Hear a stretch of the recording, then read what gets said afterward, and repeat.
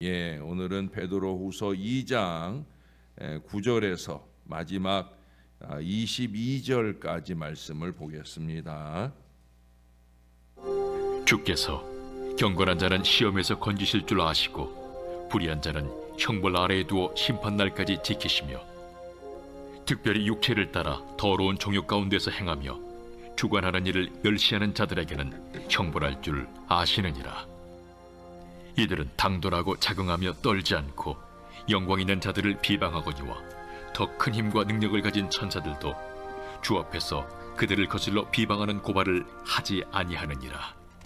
그러나 이 사람들은 본래 잡혀 죽기 위하여 난 이성 없는 짐승 같아서 그 알지 못하는 것을 비방하고 그들의 멸망 가운데서 멸망을 당하며 불의의 값으로 불의를 당하며 낮에 즐기고 노는 것을 기쁘게 여기는 자들이니 점과 흠이라. 너희와 함께 연회할 때에 그들의 속임수로 즐기고 놀며 음심이 가득한 눈을 가지고 범죄하기를 그치지 아니하고 굳세지 못한 영혼들을 유혹하며 탐욕에 연단된 마음을 가진 자들이니 저주의 자식이라. 그들이 바른 길을 떠나 미혹되어 부올의 아들 발람의 길을 따르는도다. 그는 불의의 삭슬을 사랑하다가 자기의 불법으로 말미암아 책망을 받되 말하지 못하는 나귀가 사람의 소리로 말하여 이 선지자의 미친 행동을 저지하였느니라. 이 사람들은 물 없는 샘이요 광풍에 밀려가는 안개니 그들을 위하여 캄캄한 어둠이 예비되어 있나니 그들이 허탄한 자랑의 말을 토하며 그릇되게 행하는 사람들에게서 겨우 피한 자들을 음란으로서 육체의 정욕 중에서 유혹하는도다. 그들에게 자유를 준다 하여도 자신들은 멸망의 종들이니 누구든지 진 자는 이긴 자의 종이 됨이라. 만일 그들이 우리 주 되신 구주 예수 그리스도를 알므로 세상의 더러움을 피한 후에 다시 그 중에 얽매이고 지면 그 나중 형편이 처음보다 더 심하리니 의의 도를 안 후에 받은 거룩한 명령을 저버리는 것보다 알지 못하는 것이 도리어 그들에게 나으니라. 참된 속담에 이르기를 개가 그 토하였던 것에 돌아가고 돼지가 씻었다가 더러운 구덩이에 들어 누웠다 하는 말이 그들에게 응하였도다. 아멘. 프랑스 보르도 지역의 경찰 책임자인 모리스 파퐁이라는 사람이 있었습니다.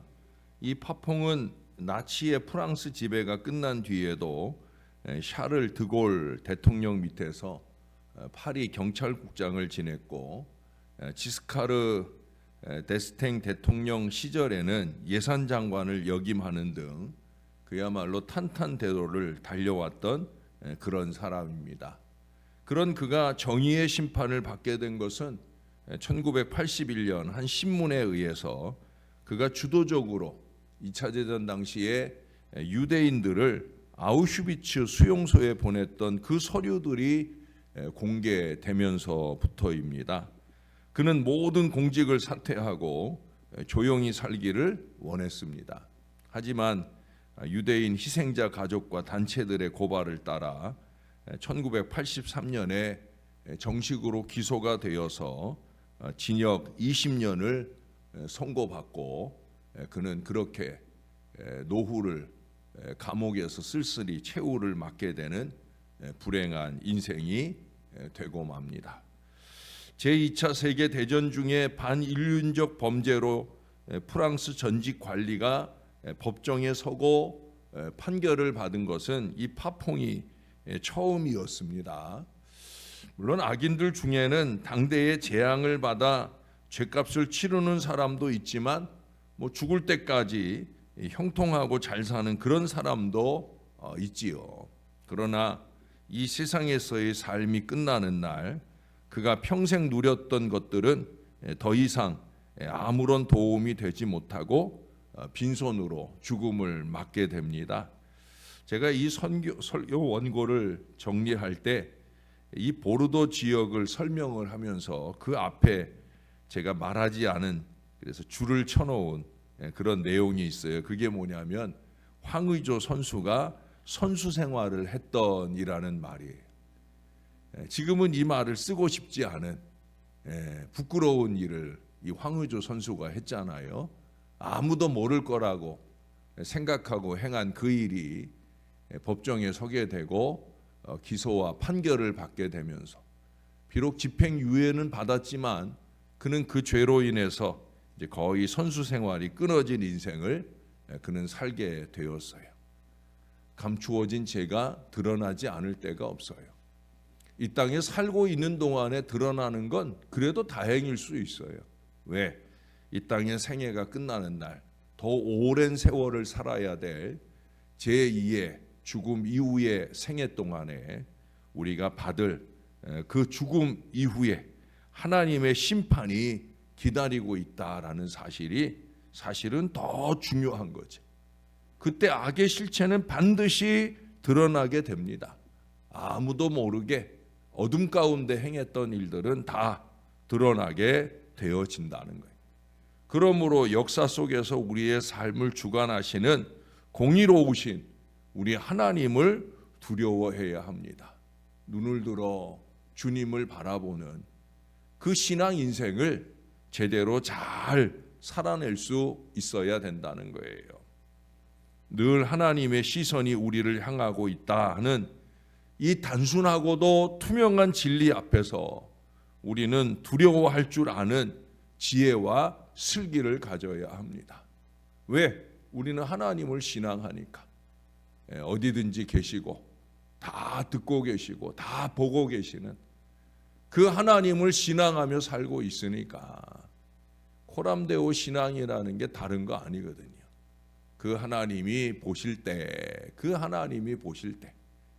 잘했다 하지는 못할지언정 혀를 차게 되는 어리석은 인생을 한순간도 살지 않도록 정신 바짝 차린 지혜로움이 저와 여러분 가운데 있어야 된다는 거예요. 오늘도 그걸 경고하잖아요. 여기 9절의 말씀을 한 번 더 봅니다. 주께서 경건한 자는 시험에서 건지실 줄 아시고 불의한 자는 형벌 아래에 두어 심판 날까지 지키시며.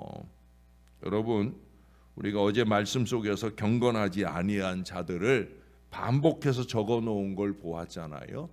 그 반대, 경건한 자, 참 경건한 자, 거룩하고 신령한 자, 예배를 사모하고 예배 속에서 영과 진리로 하나님께 영광을 돌리는 자, 그런 사람은 우리 하나님께서 크고 작은 많은 시험과 미혹 가운데 건져 주신다는 거예요.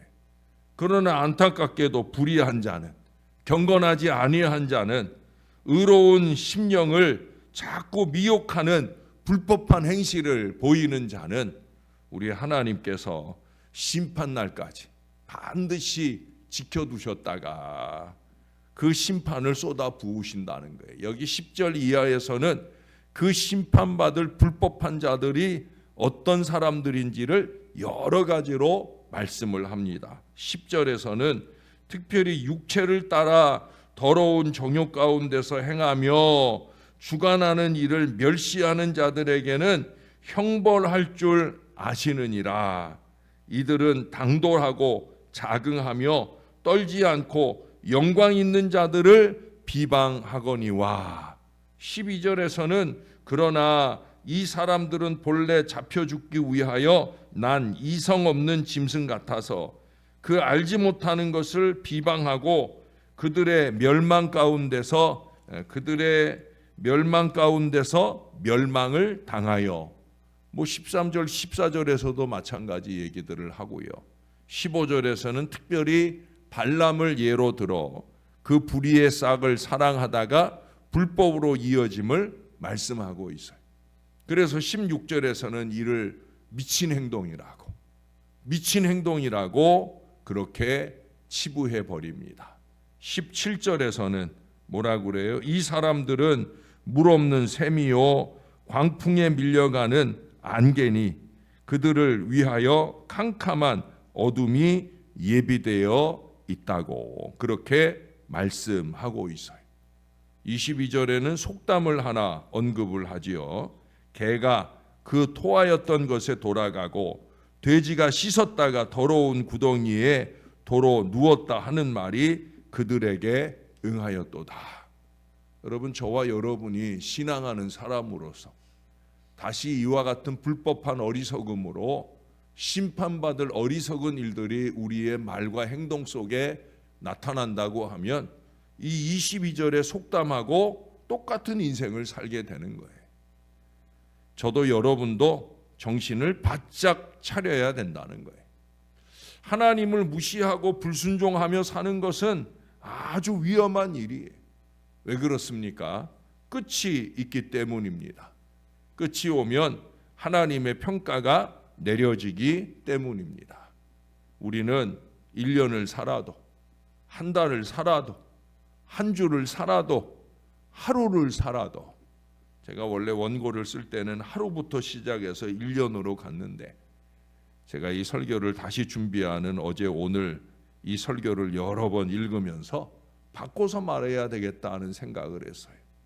1년이 중요한 게 아니고, 한 달이 중요한 게 아니고, 한 주가 중요한 게 아니고, 오늘 지금 이 하루가 우리에게 중요하다. 마지막 평가의 때를 의식하면서 하루하루 종말론적으로 살아야 한다는 거예요. 마치 마지막 심판이 없을 것처럼, 아무 일도 없을 것처럼 그렇게 무지하고 어리석게 사는 것은, 그것이 신앙인다운 삶이 아닌 겁니다. 우리는 마지막에 하나님 앞에 설 때에 착하고 신실한 종아, 잘하였도다. 작은 일에 충성하였으니 많은 것으로 내게 주리라 하는 이런 칭찬을 들을 수 있어야 됩니다. 우리 중에 젊음을 계속 유지할 수 있는 사람은 한 사람도 없잖아요. 노년은 우리도 모르는 사이에 금방 다가옵니다. 금방, 이미 다가왔잖아요. 저도 어제도 잠깐 이 안경을 벗고 씻으러 들어가는데, 안경을 벗는 순간에 이게 그만 화장대 앞에서 안경을 놓쳐버렸어요.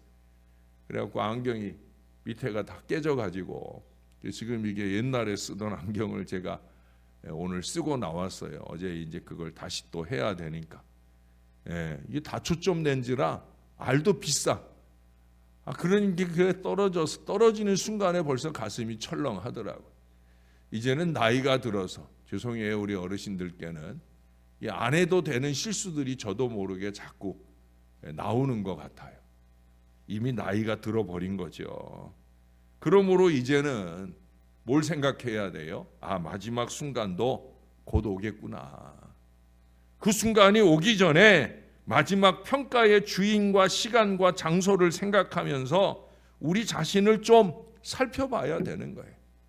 지난 동안의 삶을 돌이켜보고 죄를 회개해서 예수 그리스도의 보혈로 씻음을 받고 우리 하나님의 능력을 받아서 우리 하루하루를 좀 더 신령하게 살 그 간절한 마음의 노력들이 필요하다는 거예요. 이제는 너무 육신적인 일에 시간을 내느라고 영적인 일을 소홀히 하는 어리석음을 범하면 안 된다는 거예요. 어떤 사람들은 작은 텃밭에 뭘 심느라고 시간을 쏟느라고, 그럴 시간은 있는데 열심히 성경 읽기 하자는 그런 일들에는 시간을 낼 생각을 안 해. 가을 거지를 해서 그것을 목사의 집에 가져와 본들, 목사는 그게 별로 맛있질 않아요. 하나도 맛있질 않아. 안 가져왔으면 좋겠어. 더 중요한 게 있거든요. 신앙하는 우리들에게는 육신에서 작은 것을 얻는 것보다 더 중요한 게 있잖아요. 우리는 그것에 힘쓰는 사람들이 되어야 되는 거예요. 전도서는 말하잖아요. 헛되고 헛되다. 헛되고 헛되다. 끊임없이 그 말을 반복해 말해요. 전도서 마지막 12장에 가서 보면 종말의 때가 되면 손발이 떨린다라는 표현을 하고 있어요. 죄 때문에 떨리는 거예요. 이처럼 손과 발이 떨리는 그 현상이 우리 가운데 오기 전에 그 손과 발을 가지고 주를 더 열심히 섬기고 세상을 더 열심히 섬기고 사는 것이 그게 마땅한 인생인 거예요. 사람이면 누구나 하나님의 나라를 위해서 하루하루 하나님의 명령을 준행하면서 열심히 있게 살아야 되는 거예요. 왜? 이 모든 일이 끝나면 하나님 앞에 선악간에 심판이 있기 때문이에요. 우리는 날마다 자신을 살피면서 손발이 떨리기 전에, 허리가 약해지기 전에 우리 하나님을 기억해야 됩니다.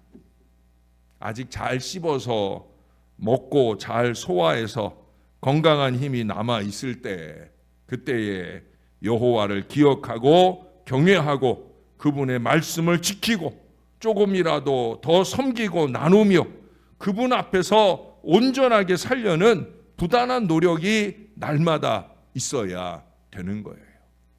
사랑하는 여러분, 지금이 올해가 마지막 기회라는 각오로 최선을 다해서 선교하고 헌신하고 전도하고 섬겨야 합니다. 이러한 신앙적인 일에, 신령한 일에 절대 게을러서는 안 돼. 한 곳에 이러한 게으름뱅이가 있었습니다. 그 게으름으로 인하여 빚을 지게 되었는데 이 사람이 도무지 그 빚을 갚을 생각을 안 하는 거예요. 안 하는 게 아니라 못했을 수도 있겠죠. 그러나 빚을 준 사람, 그 임자 입장에서는 속이 터지는 거죠. 그래서 참고 기다리다 못해서 그 집에 찾아와서 물었어요. 그래, 당신은 빚진 돈에 대하여 갚을 생각을 하고 있는 겁니까? 라고 물었습니다. 그러자 이 사내가 대답해서 말합니다. 생각하고 말고요. 실은 3가지 일을 골똘히 생각하고 있는데 어디 그 가운데 하나도 잘 안 되지 뭡니까? 그래서 내가 당신보다 더 답답해하고 있습니다. 라고 말을 하는 거예요. 그러자 이 빚 임자가 그 3가지가 도대체 뭔데요? 라고 물었습니다. 그러니까 그가 쭈뼛쭈뼛 하면서 입을 뗍니다. 그게 좀 말씀드리기 곤란하니다마는 정 말씀하라시니까 제가 말씀드립니다. 그 하나는 뭐냐? 돈을 빌려준 임자가 갑자기 죽어버리면 좋겠다 하는 것이고, 둘째는 당신이 가지고 있는 차용 증서가 분실되든가 불에 타든가 했으면 좋겠다 하는 것이고, 셋째는 길을 가다가 우연하게도 대금이 든 주머니를 좀 줍게 됐으면 좋겠다 하는 것인데 제가 운이 나빠가지고 이게 어디 하나인들 성취가 됩니까? 그래서 답답해하고 있는 겁니다 라고 대답을 하더랍니다. 여러분, 운이 나빠서 안 되는 거예요? 당연히 안 될 일을 꿈꾸면서 그 게으름 가운데 살고 있는 거 아니겠습니까? 게으름뱅이가 하는 일과 생각은 모두 이처럼 허망한 일들 뿐입니다. 이것은 악한 생각이죠. 악한 생각을, 게으른 생각, 미루는 생각을 버리고 오늘을 신실하게, 성실하게 우리는 그렇게 살아야 됩니다. 우리 주님 곧 오셔요. 우리 주님 앞에 우리 곧 가게 됩니다. 우리의 이 신령한 새벽 노력이, 경건의 연습이 무력한 삶을 살면 안 되는 거예요. 말씀과 기도로 거룩하여진다 했는데 날마다 말씀과 기도로 매달리는 새벽을 우리가 깨우면서 거룩함과 멀어지고 아버지 하나님의 뜻과 멀어지고 자기의 이익과 욕심으로 육체의 일에 푹 빠져 헤어나올 줄 모르고 살아가다가는 그러다가는 후회하는 거예요. 그날이 오기 전 예배 한 번이라도 더 드리고 말씀 한 번이라도 더 읽고 들으며 그 말씀대로 살아보고자 영부림치는 신령함이 날마다 자라가는 그런 신앙이 되어야 합니다. 곧 오니까 헛수고 아닌 목회와 신앙이 되도록 저와 여러분이 함께 조금만 더 노력하며 살 수 있게 되었으면 좋겠습니다. 그래서 우리 하나님 앞에서 우리 피차가 자랑과 면류관이 되도록 그렇게 살아내는 저와 여러분이 꼭 될 수 있기를 우리의 구주 되시는 예수님의 이름으로 간절히 축원합니다. 우리 하나님, 오늘도 주님 앞에 새벽을 깨울 수 있게 해주셔서 감사합니다. 언제나 하나님 앞에 영과 진리로 예배하는 바로 이 주의 자녀들이 이 신월제일교회의 희망이며 뿌리입니다. 우리가 지켜내는 새벽 때문에 우리 교회가 이만큼이라도 지탱할 수 있는 줄로 믿기에 이 소중한 주의 자녀들이 우리 하나님 앞에 부족한 종의 면류관이요 기쁨인 것을 주님이 잘 아십니다. 하나님, 할 수만 있으면 이분들뿐만 아니라 이 교회에 신앙하는 모든 주의 자녀들이 좀 더 신령한 사람, 좀 더 거룩한 사람, 그 마음 가운데 하나님의 뜻을 이루기 위해 영부림치는 그런 믿음의 사람들 다 될 수 있게 도와 주옵소서. 한날 한날 주님께 갈 날이 가까워오는데 한날 한날 주님이 다시 오실 날 분명히 다가오고 있는데 하나님, 헛된 육신의 일에 매여서 그러한 일들에 시간을 투자하고 땀과 눈물을 투자할 어리석음으로 살지 않도록, 안 먹으면 어떻습니까? 안 입으면 어떻습니까? 안 가지면 어떻습니까? 그저 하나님이 기뻐하실 일을 위해 우리가 조금 더 시간을 내고 물질을 드리고 땀과 눈물을 드릴 줄 아는 진정 신령한 신앙생활에 열심내는 하나님의 사람들 되게 하여 주옵소서. 썩어질 육체의 일은 우리를 망하게 할 뿐입니다. 우리 하나님, 하나님께 영광이 될 일에 또한 나의 영을 더 신령하게 거룩하게 만드는 말씀과 기도의 일에 더 열심 낼 수 있는 하나님의 사람, 진정한 영적 지도력을 가진 믿음의 사람들 다 될 수 있도록 우리를 붙들어 주시옵소서. 그 토하였던 것에 다시 누워서 뭉개고 사는 인생들 되지 말게 하시고, 주님이 우리를 새롭게 하시는 은혜대로 받은 바 은혜에 합당하도록 잘 살아내는 신실한 주의 자녀들 다 되게 도와 주옵소서. 어버이날이라고 자식들이 사랑과 효도를 더합니다. 그 자식들 보기에 부끄럽지 않은 신앙으로 잘 살아내게 도와주시고, 무엇보다 우리의 자식들 하나님 믿음의 반석 위에 굳건히 설 수 있게 도와 주옵소서.